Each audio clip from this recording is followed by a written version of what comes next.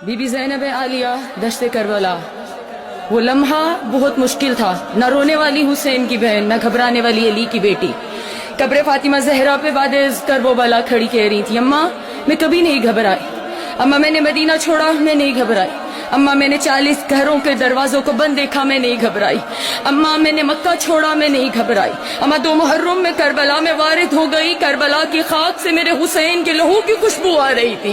اماں میں نہیں گھبرائی، اماں 7 محرم کو ہم پہ پانی بند ہو گیا، اماں میں نہیں گھبرائی، اماں 9 محرم کی شب آ گئی، میرے بھائیوں کی زندگی کی آخری رات آ گئی، اماں میرے اکبر کی زندگی کی آخری رات آ گئی، لیکن میں نہیں گھبرائی، اماں شب عاشور ڈھلتی رہی میں نہیں گھبرائی، اماں میں نے اپنے جوان بیٹے کو جسے 18 سال میں نے پردوں میں پالا، اماں میرے اکبر نے زندگی کی آخری آذان دشت کربلا میں دی، اماں میں اپنے لال کی آذان سنتی رہی میں نہیں گھبرائی، اماں میرا اکبر مارا گیا میں نہیں گھبرائی، اماں میرے جواں کے سینے میں برچھی لگی میں نہیں گھبرائی، اماں میرا 13 برس کا پامال ہو گیا قاسم میں نہیں گھبرائی، اماں میں 70 قدم پہ کھڑی دیکھتی رہی میرے حسین کے گلے پہ کند خنجر چلتا رہا، اماں میں نہیں گھبرائی، اماں میرے علی اصغر کو تیر لگا میں نہیں گھبرائی، اماں میں نے اونو محمد حسین پہ قربان کر دیے میں نہیں گھبرائی، نہ اونو محمد کے لاشوں کو دیکھا نہ میں روئی،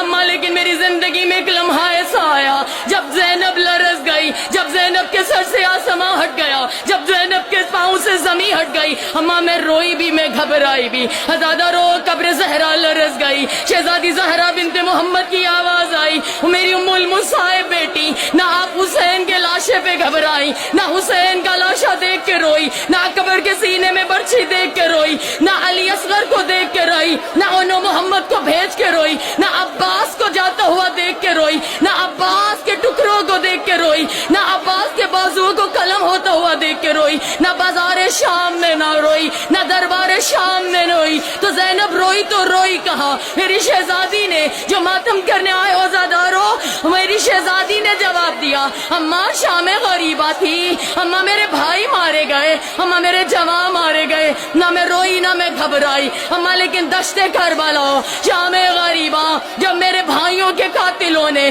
ہمارے خیام کو لوٹا، اماں ایک بار نو کے سینہ سے میری چادر اتاری گئی، نہ میں روئی نہ میں گھبرائی، اماں حسین کے قاتل نے ایک بار چادر نہیں اتاری ہے، اماں دوسری بار چادر اتاری، میں نے سر پہ چادر رکھی، اماں اس نے تیسری بار چادر اتاری، میں نے چوتھی چادر سر پہ رکھی، اماں وہ نو کے سینہ سے چادر اتارتا رہا، حسین کا قاتل ہنس ہنس کے میری چادر اتارتا رہا، اماں میں چادر رکھتی رہی، لیکن اماں ایک مقام ایسا آیا کہ 9ویں بار جب حسین کے قاتل نے میرے سر سے سینہ سے چادر اتاری، اماں وہ چادر صرف اتاری نہیں، وہ چادر لے کے نہر فرات کی جانب چلا، جہاں میرے عباس کا، جہاں میرے 32 برس کے کڑیل جواں بھائی کا لاشا ٹکڑوں میں بٹا ہوا تھا، اماں جب میری چادر میرے بھائی کے قاتل نے سینہ سے اتار کے عباس کے لاشے پہ ڈالی اور ڈال کے یہ کہا،